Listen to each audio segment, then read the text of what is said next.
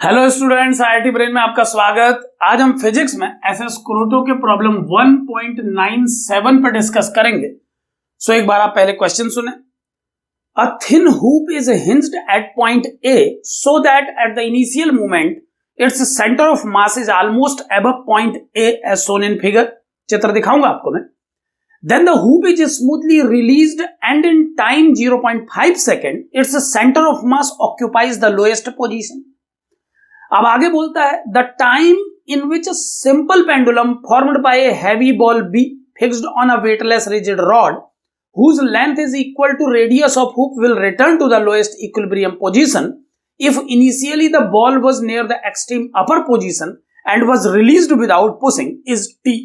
Find the value of T. यानी आपको time calculate करना है उस हैवी बॉल के लिए, उस जर्नी का जिसमें वो टॉप मोस्ट पोजीशन से बॉटम मोस्ट पोजीशन तक आती है, जबकि दिया हुआ है कि एक हूप इसी ऑपरेशन को 0.5 सेकंड में कंप्लीट करता है। क्वेश्चन में सेकंड केस में जो पेंडुलम बनाया गया है उसमें यूज की जाने वाली रॉड की लेंथ को हूप के रेडियस के बराबर बताया गया है। क्या है कंडीशन, एक बार मैं वो पिक्चर दिखाऊंगा आपको जो गिवन है। कुछ इस तरह से एक हिंज पॉइंट पर एक हूप को दिखाया गया है।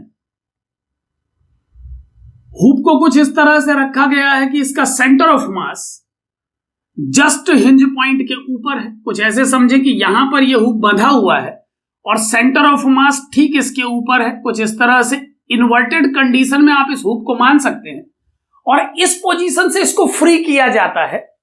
फ्री करने पर यह कुछ इस तरह की कंडीशन में पहुंच जाता है। ऐसा बोला गया है कि उस कंडीशन तक का टाइम 0.5 सेकंड है, जिसमें जो हूप का सेंटर ऑफ मास है वो लोएस्ट पोजीशन तक पहुंच जाता है।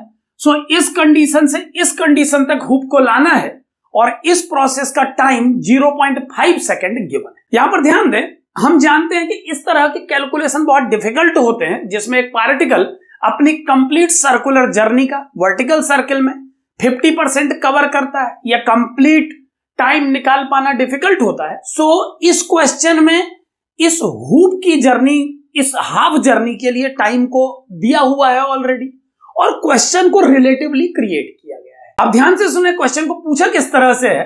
हूप के लिए टाइम को इस पोजीशन से इस पोजीशन तक के लिए 0.5 सेकंड दिया हुआ है। इस नोटेशन को टाउ बनाया गया है, तो जैसा क्वेश्चन में बोला गया मैं वैसा ही बना देता हूं।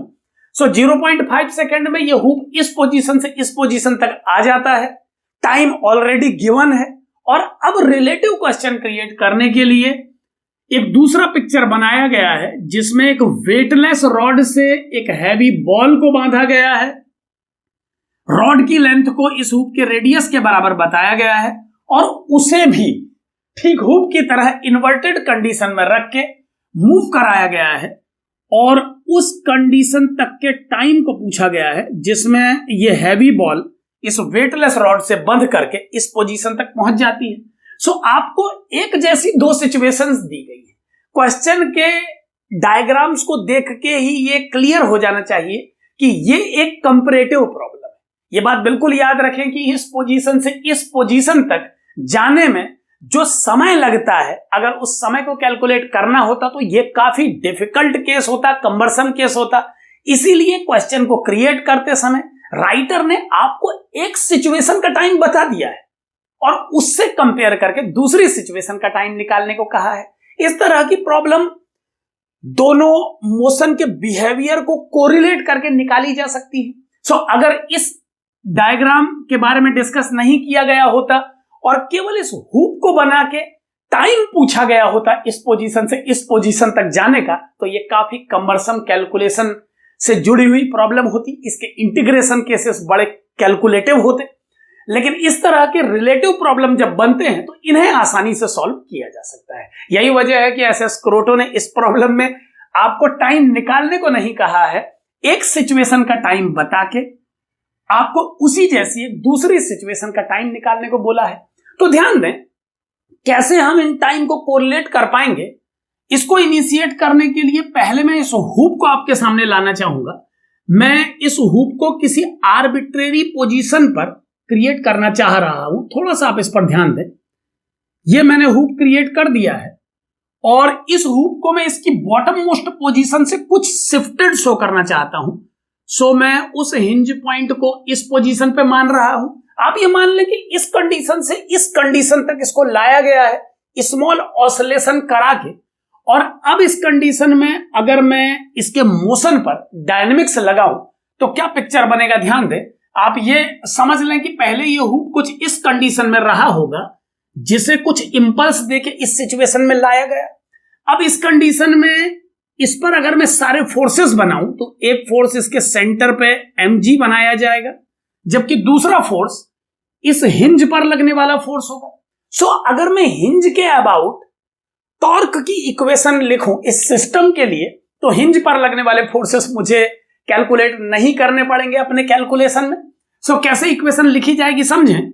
मोशन का डायरेक्शन कुछ इस तरह का है, तो मैं मोशन की डायरेक्शन में लगने वाले टॉर्क्स को माने away from the plane of board को पहले लिखना चाहूंगा।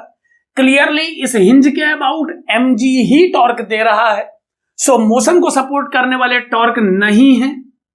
इक्वेशन को मैं स्केलर फॉर्म में लिखूंगा, आप समझें, और यही वजह है कि मैं अपने इक्वेशन में टॉर्क की direction away from the board होने पर पॉजिटिव वैल्यूज लिखूंगा और into the plane of board इसे नेगेटिव लिखूंगा। आप ध्यान दें कि इसके सभी वेरिएबल्स या तो इनसाइड हैं या आउटसाइड हैं। सो जो टॉर्क सपोर्टिव है वो 0 है, और mg जो टॉर्क दे रहा है हम जानते हैं इस पॉइंट के अबाउट ये into the plane of board है, तो ये मोशन का अपोज करेगा। इसका मैग्नीट्यूड लिखा जाएगा mg इनटू इस एक्सिस से मुझे परपेंडिकुलर डिस्टेंस मेजर करनी होगी। सो अगर मैं फोर्स की लाइन को आगे बढ़ाऊं तो इस डिस्टेंस को लिया जाना चाहिए। रेडियस इस हुक के लिए r मान ली जाए अगर, तो इसे r मानने पर और ये मानते हुए कि ये हुक वर्टिकल से थीटा एंगल बना रहा है, इस डिस्टेंस को r साइन थीटा लिखा जा सकेगा। सो इस टॉर्क को लिखा जाएगा mg into r sine theta. Magnitude लिखते समय जो अपोजिंग टॉर्क्स हैं मैं उन्हें माइनस में और जो सपोर्टिव है उन्हें प्लस में लिख रहा हूं। सपोर्टिव टॉर्क कोई नहीं है इसीलिए मैंने 0 लिख दिया है। और अब इस नेट टॉर्क को मैं इक्वेट करूंगा इस बॉडी के लिए I अल्फा से। इस हिंज के अबाउट इस हुक का मोमेंट ऑफ इनर्शिया लिखा जाएगा mr स्क्वायर, जो कि इस हुक का मोमेंट ऑफ इनर्शिया है इसके cm के about, plus parallel axis theorem से एक mr स्क्वायर में इसमें और जोड़ूंगा इनटू अल्फा। यानी ये मैंने इक्वेशन लिख दिया tau equal to I alpha. जैसे आप रोटेशनल केसेस के लिए न्यूटन से सेकंड लॉ के करस्पॉन्डिंग मान सकते हैं। सो नेट टॉर्क को I अल्फा से कंपेयर कर दिया गया है और अब इसे रिजॉल्व करके मुझे अल्फा और थीटा का रिलेशन चाहिए। छोटे ऑसिलेशन के लिए साइन थीटा को थीटा भी लिखना चाहूंगा मैं। सो सारे चेंजेस करने के बाद मुझे जो आउटकम मिलेगा आप उस पर ध्यान दें, वो होगा 2mr square alpha equal to minus mgr into theta. m का और r का एक टर्म कैंसिल हो जाएगा, सो अल्फा की वैल्यू आएगी g upon 2r into theta with minus sign. और अब SHM की स्टैंडर्ड इक्वेशन से कंपेयर करके ओमेगा की वैल्यू को कैलकुलेट किया जा सकेगा। सो ओमेगा स्क्वायर का वैल्यू इस इक्वेशन से हमें मिलेगा इस मोशन के लिए कुछ इस तरह से, और इसकी हेल्प से टाइम पीरियड का वैल्यू निकल जाएगा 2 pi under root 2r upon g। अब ध्यान दें ये टाइम पीरियड निकाला गया है इस हुक के ऑसिलेटरी मोशन को एक्सप्लेन करने के लिए। जब ये हुक अपनी मीन पोजीशन के दोनों ओर SHM करेगा तो इसका टाइम पीरियड कुछ इस तरह से दिया जाएगा। अब इस टाइम पीरियड को मैं यहां पर नोट कर दे रहा हूं ताकि हम अपने सेकंड केस पर डिस्कशन कंटिन्यू कर सकें। सेकंड केस में यही सिचुएशन एक वेटलेस रॉड और एक हैवी बॉल के साथ क्रिएट की गई है। अब उस केस में जो पिक्चर बनेगा एक बार उस पर डिस्कस करेंगे। ये सब मैं यहां से हटा रहा हूं, इस पर हम डिस्कशन कर चुके हैं। सेकंड केस में भी अगर इसी के करस्पॉन्डिंग पिक्चर बनाई जाए तो इस कंडीशन से थोड़ा सा ऑसिलेट कराने के बाद जो ये पिक्चर क्रिएट होगा, अगर मैं इस पिक्चर के बेस पे SHM को डिफाइन करूं तो आप समझ सकते हैं कि एक हैवी बॉल एक पॉइंट पर फोकस्ड है और एक वेटलेस रॉड से इसे बांधा गया है। तो ये केस हमारे सिंपल पेंडुलम के केस से मिलता है। सो डायरेक्टली विदाउट कैलकुलेशन मैं इसके आउटकम को t dash equal to 2 pi root r by g लिख रहा हूं। ध्यान दें कि यह सिंपल पेंडुलम का केस है और अपने थ्योरी केसेस में सिंपल पेंडुलम के टाइम पीरियड को हम एक्सप्लेन करते हैं। अभी मैं इस क्वेश्चन के लिए सिंपल पेंडुलम के फॉर्मूले को डायरेक्ट यूज कर रहा हूं। अब ध्यान दें, हमें हुप के इस पोजीशन से इस पोजीशन में आने तक की जर्नी के लिए टाइम का वैल्यू 0.5 सेकेंड दिया हुआ है और हमें इस केस में इस इनिशियल पोजीशन से इस फाइनल पोजीशन तक जर्नी का टाइम कैलकुलेट करना है। तो अगर हम इसके टाइम पीरियड को कंपेयर करें तो हम देख पा रहे हैं कि इस हुप के मोशन का टाइम पीरियड इस पेंडुलम के टाइम पीरियड का √2 टाइम्स है। आप क्लियरली देख सकते हैं कि इस टर्म के कंपैरेटिवली यह टर्म √2 टाइम्स ग्रेटर है। सो अगर हम इस हुप की कंप्लीट जर्नी और इस पेंडुलम की कंप्लीट जर्नी को इस टाइम पीरियड के बेस पे कनेक्ट करें तो कनेक्ट करने पर जो आउटकम हमें मिलेगा वो किस तरह का होगा। आप ध्यान दें, हमें इसकी हाफ जर्नी के लिए टाइम कैलकुलेट करना है जबकि इस जर्नी के लिए टाउ का वैल्यू गिवन है। सो इन दोनों टाइम्स का रेशियो होना चाहिए इन दोनों टाइम पीरियड के रेशियो के बराबर और आप देख पा रहे हैं कि ये रेशियो 1/√2 के इक्वल है। सो जो टाइम हमारे पेंडुलम को इस जर्नी में लगेगा उसे हम टाउ अपॉन √2 से दे पाएंगे। टाउ का वैल्यू 0.5 सेकेंड गिवन है। सो हमें आंसर देना होगा 0.5 अपॉन √2 और अब थोड़ा सा मैं इसे सिंप्लीफाई कर दूं तो ये बनेगा 0.5 इंटू 1.414 अपॉन 2 और 2 से इसे 0.707 टाइम्स कैंसिल किया जा सकेगा और फाइनल कैलकुलेशन में 5 7 35 5 7 35 और डेसिमल लगेगा इस पोजीशन पर। सो कुछ इस तरह का टाइम कैलकुलेट होगा इस पेंडुलम की जर्नी के लिए। ध्यान दें, ये एक रिलेटिव काइंड प्रॉब्लम है।